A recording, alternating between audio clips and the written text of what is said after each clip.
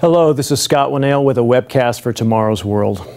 Today, we live in a highly sedentary society, no matter where we live in the world. With increasingly service-oriented jobs, most employees now sit in front of computers as opposed to working with their hands and moving their bodies like they did decades ago. Children no longer go out and play, but are pacified by TV programs, computer screens, and handheld devices complete with video games.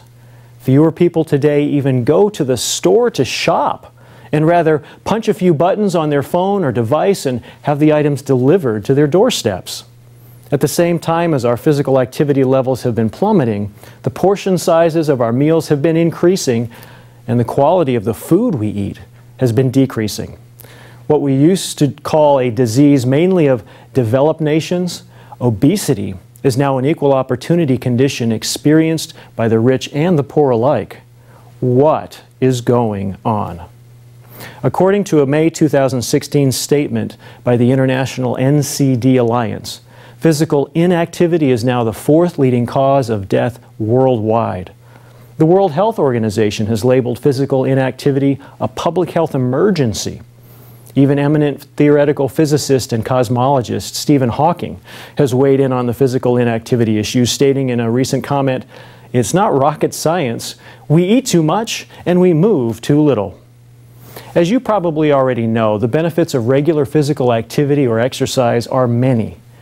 People who are physically active live longer, have lower risks of heart disease and stroke, type 2 diabetes, depression, osteoporosis, obesity and overweight, and even a lower risk for some cancers.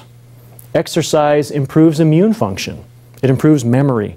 It lowers stress. It improves one's outlook on life. It improves stamina, and much, much more. Every year, research is published demonstrating more negative consequences of physical inactivity and more positive consequences of regular exercise. With all the benefits to the mind and the body that come with regular physical activity, and all the health risks that arise when people are physically inactive, what do you think God thinks when we choose not to be physically active? The Apostle Paul asked the following question of those in God's church in Corinth, in 1 Corinthians 6:19.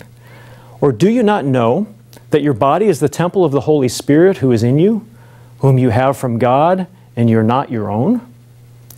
Did you catch that? Our bodies are the temple of God's Spirit, and they're not our own. One verse earlier, the Apostle Paul makes plain that it's actually possible to sin against our body. Although Paul's talking about the sin of sexual immorality, how does a self-destructive behavior like physical inactivity fit with this construct of sinning against one's own body? According to an April 2012 study in the journal Comprehensive Physiology, physical inactivity is a primary cause of most chronic diseases. As far back as 2001, researchers knew that people who met minimal guidelines for physical activity can reduce their risk of death by all causes by 20 to 30%. If we look at the example of Jesus Christ's ministry, you see Him riding on horse or donkey back once in His entire ministry. The rest of the time, He was walking, hiking, and climbing through the mountains of the Holy Land. His own example reminds us of the importance of being physically active. And the Apostle Paul left us with the fact that exercise profits or benefits for a little while in 1 Timothy 4, verse 8. It benefits us as long as we're physically active on a regular basis. If we are physically inactive, we are guaranteed to increase our risk of sickness and early death. If we know that, how do you think God feels when we willingly make the choice to be inactive? So, what do? Get busy. Schedule time now to exercise and be physically active. God designed your body to need to be physically active, and He designed you to feel and even think better when you are. Take care of the incredible body that God has blessed you with. Take care of it because it is His. It is not your own. To learn more about this important topic, be sure to read our reprint article, Are You Walking in the Footsteps of Christ? Thank you for watching, and for more information, video, and material on biblical and news topics, please visit us on Facebook or on the web at tomorrowsworld.org.